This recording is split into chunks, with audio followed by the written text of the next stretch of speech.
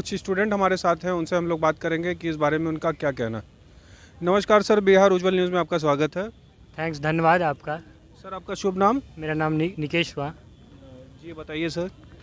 मेरा ये कहना है क्या कि गवर्नमेंट जो ये 4 साल के लिए बच्चे को रिक्रूट करेगी, ये सर गवर्नमेंट का कहना है, लेकिन एक्चुअली में आप रिक्रूट करेंगे किसी को, किसी एम्प्लॉय को आप 4 साल के लिए लेते हैं, वो अपना 100% कभी नहीं दे पाएगा।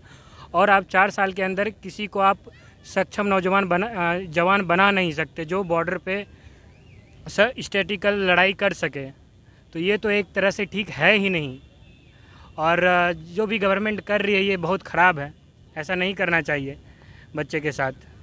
और जो गवर्नमेंट की जो अभी प्रॉपर्टी जो जल रही है, मतलब इन द सेंस जो रेलवे में आग लगा दिया जा रहा है, ये सबको लेके आपका क्या कहना है? नहीं, सरकार ऐसे सुनेगी ही नहीं बच्चों की।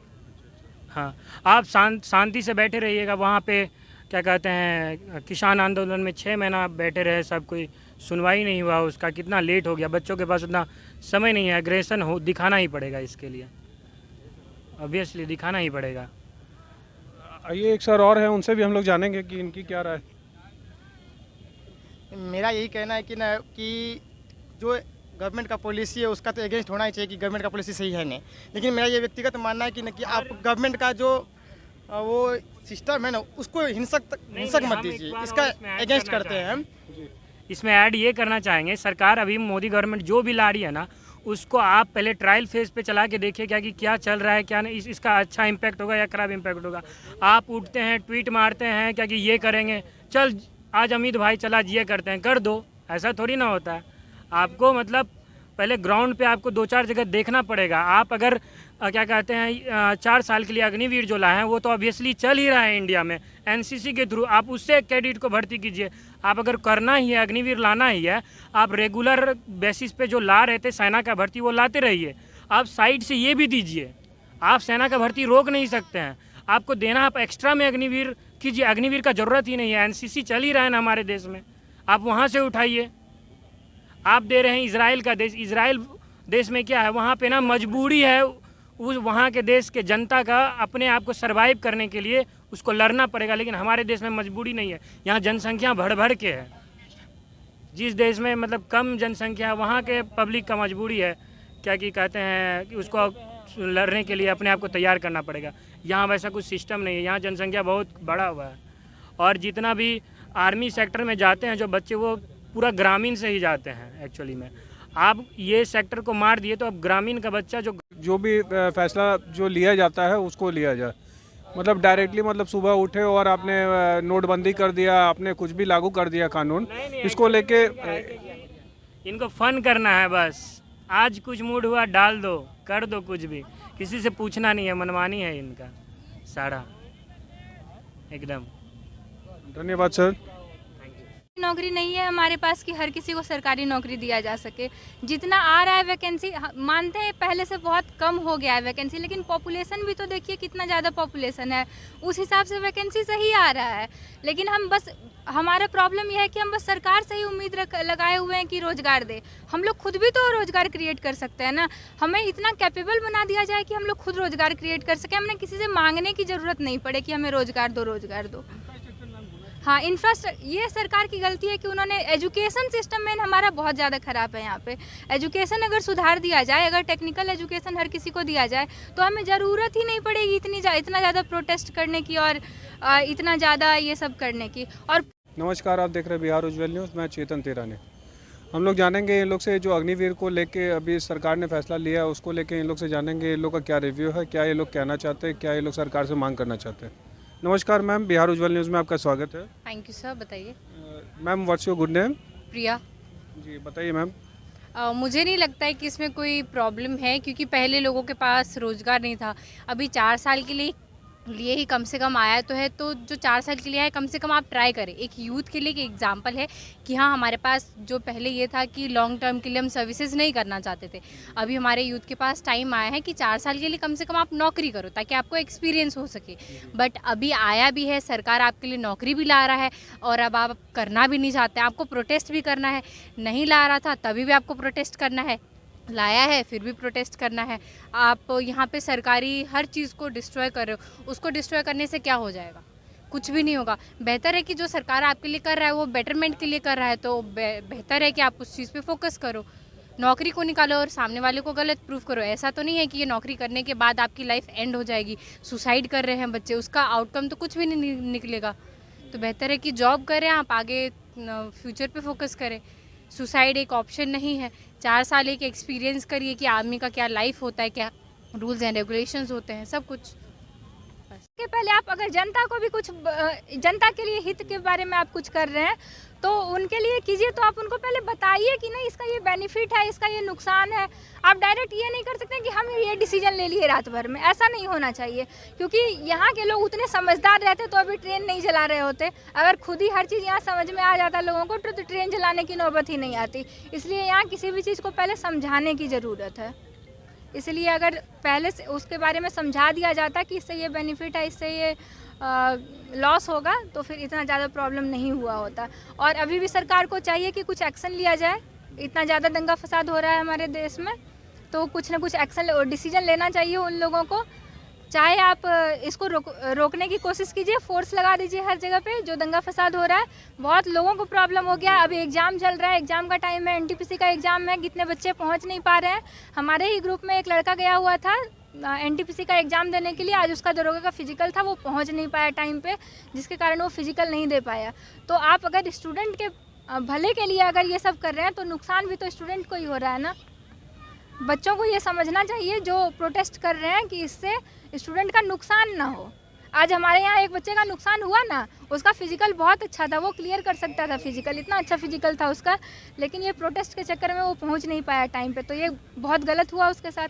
तो ये है कि आप जो भी कर रहे हैं शांतिपूर्ण तरीके से करिए, धरना प्रदर्शन करिए, वो तो राइट है हमारा, फ्रीडम ऑफ मिला हुआ है हमें स्पीच एंड एक्सप्रेशन का। उसमें ये भी है कि हम ये कर सकते हैं, स्ट्राइक कर सकते हैं, लेकिन इस तरीके से नहीं कि हम कहीं भी आग लगा दें। क्रिएट नहीं होना हाँ, चाहिए। एक लॉ एंड ऑर्डर के थ्रू हो तो वो चीज़ बेटरमेंट के लिए ठीक है, बट आप वॉयलेंस क्रिएट कर रहे हो, लोगों के बीच में प्रॉब्लम्स क्रिएट कर रहे हो। काफ़ी ज़्यादा डिसबैलेंस हो चुका है हमारी लाइफ के लिए भी, स्टूडेंट्स की लाइफ के लिए भी। काफ़ी लोगों की ज़िंदगी खतरे में आ चुकी है। तो अगर आपको प्रोटेस्ट करना ही है, अगर आपको बात अपनी मनवानी ही है, तो एक तरीके से करिए, लॉ एंड ऑर्डर के थ्रू करिए, पिटीशन फाइल कीजिए, रिट्स फाइल कीजिए। बट ये प्रोटेस्ट करना, ट्रेन्स को जलाना, लोगों को प्रॉब्लम में डालना, ये सारी चीज़ें गलत है। आप स्टूडेंट हो, हम भी स्टूडेंट्स हैं। अगर आप अपने लिए सही सोच रहे हो तो आप हमारे लिए भी सही सोचो। इन सारी चीज़ों को बंद करो और औरों के बारे में सोचो। एंड ये टूर ऑफ जो भी है ये चीज़ें सही है, एक बार एक्सपीरियंस करके देखो, मे बी आपको ये चीज़ पसंद आए एंड मे बी आपको डिसिप्लिन पता चल सके कि आर्मी में शॉर्ट टाइम के लिए जो ऑफिसर्स की लाइफ होती है वो किस टाइप की होती है। जैसे मैं खुद एक स्टूडेंट हूँ, आर्मी बैकग्राउंड से हूँ, तो मुझे खुद को पता है कि मेरे फादर की बैकग्राउंड कैसी है, कैसी नहीं है। तो मैं चाहती हूँ कि जो और भी आर्मी बैकग्राउंड से नहीं है, कम से कम उनको शॉर्ट पीरियड के लिए ही सही, बट कम से कम वो अपनी लाइफ देख सकेंगे कि आर्मी में कैसी लाइफ होती है। कोई शुरू किया था वो। जी मैम, आपसे जानना चाहेंगे जो MBA करके अभी चाय वाली और पकौड़े वाले और जो मैगी बेच रहे हैं और जो स्टॉल लगा रहे हैं, उनको लेके आपका क्या कहना है? MBA चाय वाला जो है प्रफुल्ल बिल्लौरे, वो हमारे पास एक एग्जाम्पल है। वो कहाँ से कहाँ पहुँच गया है। उसने उसके जैसा करेज तो हमको लगता है हर यूथ के पास होना चाहिए। उतने अच्छे परिवार से होने के बाद वो IIM अहमदाबाद से आया था MBA करने के लिए। उसके पास ऐसा नहीं है कि उसके पास एजुकेशन की कमी है, वो कुछ भी कर सकता था।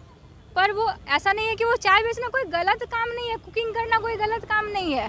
हम किसी भी छोटी चीज़ से शुरुआत कर सकते हैं। अचानक से अभी अगर हम लोग भी ये सोचें हम डायरेक्ट IAS बनने का, अभी हम अगर यहाँ बिहार SI का तैयारी कर रहे हैं, मेरा भी सपना था कि मैं डायरेक्ट IAS बन जाऊँ, पर मेरे घर वालों ने समझाया कि छोटे छोटे कदम लेके भी हम बड़े बन सकते हैं, डायरेक्ट बड़ा बनना तो ज़रूरी नहीं है।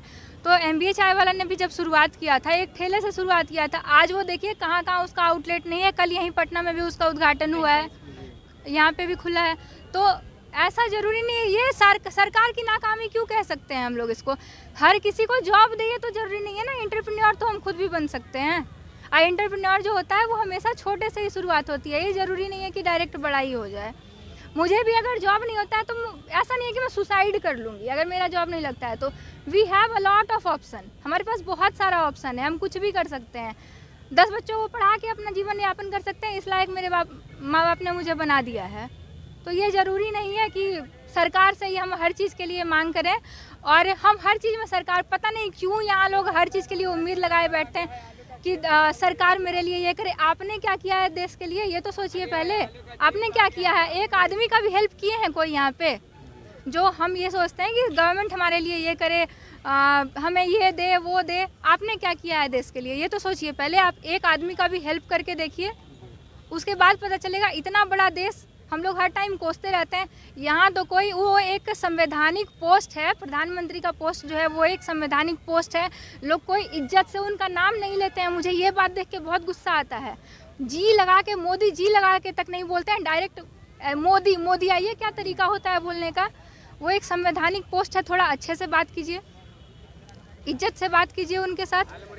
भले आप उनको गाली नहीं, मतलब एक मतभेद होना चाहिए, विचारों में मतभेद तो होना ही चाहिए, क्योंकि अगर नहीं करेंगे तो निरंकुश सरकार हो जाएगी, फिर वो अपने आर्बिट्रेरी तरीके से सब कुछ करने लगेगी। वो ऐसा तो नहीं होना चाहिए, मतलब अपोजिशन तो होना ही चाहिए। अगर कुछ वैसा है, जैसे किसान वाला जो बिल था उसका अपोजिशन हुआ, शांतिपूर्ण तरीके से अपोजिशन हुआ, क्योंकि वो कहीं ना कहीं किसी हद तक गलत भी था।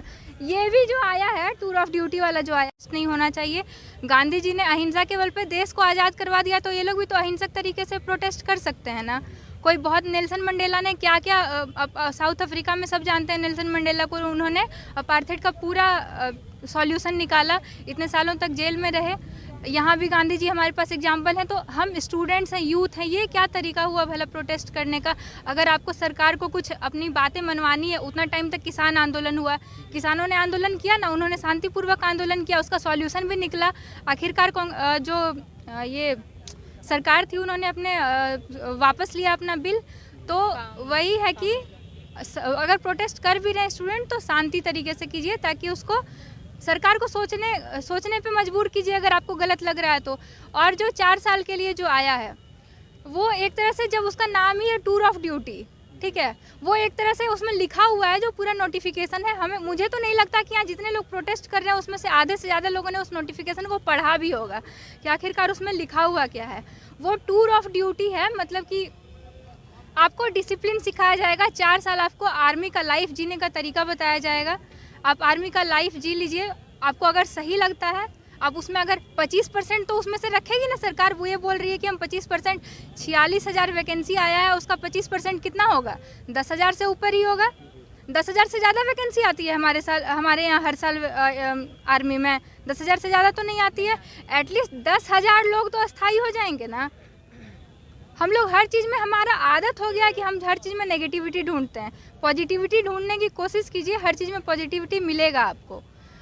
तो बस और मेरा जो यही बच्चे कहना था। प्रोटेस्ट कर रहे हैं कि वो ये 75% में आप क्यों आना चाहते हो? आप ट्राई करो ना कि आप 25% में आप अपना इसमें एफर्ट दो कि हाँ 4 साल का हमें ड्यूटी करना है। ड्यूटी करने के बाद आप फर्दर ट्राई करो कि हाँ मुझे बेस्ट ऑफ आउटकम में आना है, और उसमें 25% के अंदर आओ। बट आप इस चीज़ के पीछे प्रोटेस्ट कर रहे हो, प्रॉब्लम्स क्रिएट कर रहे हो और लोगों के लिए भी, ये तो चीज़ गलत है ना। और बहुत सारे स्टेट गवर्नमेंट ने भी ये कहा है कि जो वहाँ से जो आएंगे, जो वो 4 साल का जॉब करके आएंगे, हम उनको प्रेफरेंस भी देंगे, जॉब में प्रेफरेंस देंगे। तो ये भी अच्छी बात है ना।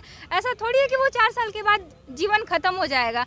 आप साइड से ग्रेजुएशन कर लीजिए, या फिर जो ओपन यूनिवर्सिटी है हमारे पास, बच्चे ग्रेजुएट हो जाएंगे। उसके बाद वो जब 4 साल के बाद, शायद उसमें लिखा हुआ है कि 11 लाख रुपया भी मिलेगा बच्चों को, है ना। अगर आपके पास 21 साल या 25 साल की उम्र में 11 लाख रुपया होता है तो वो कितनी बड़ी बात है। आप अपना कुछ बिजनेस स्टार्ट कर सकते हैं। मेरे पास अगर 11 लाख रुपया होता है, हम सीरियसली यहाँ पे इतना दिमाग नहीं ख़राब कर रहे होते। तो अगर आपके पास 11 लाख रुपया होगा उस उम्र में, तो आप अपना कुछ स्टार्टअप कर सकते हैं। तो उसका पॉजिटिविटी देखिए कि कितनी अच्छी चीज़ है। मैं तो अपने भाई को भेजूंगी, मेरा भाई अभी उस एज में है कि वो जा सकता है, तो मैं उसे तैयारी करवाऊंगी, मैं उसे भेजूंगी। मुझे तो, अगर मेरे टाइम में ये चीज़ आया होता कि आप 4 साल के लिए आर्मी में जा सकते हैं, तो मैं पक्का ही गई होती। तो मुझे बहुत शौक था कि मैं आर्मी में ये लाइफ लॉन्ग नहीं ड्यूटी कर सकती थी, लेकिन कुछ टाइम के लिए, 4 सालों के लिए, मैं अगर मेरे टाइम पे ऐसा आया होता तो मैं ज़रूर जाती।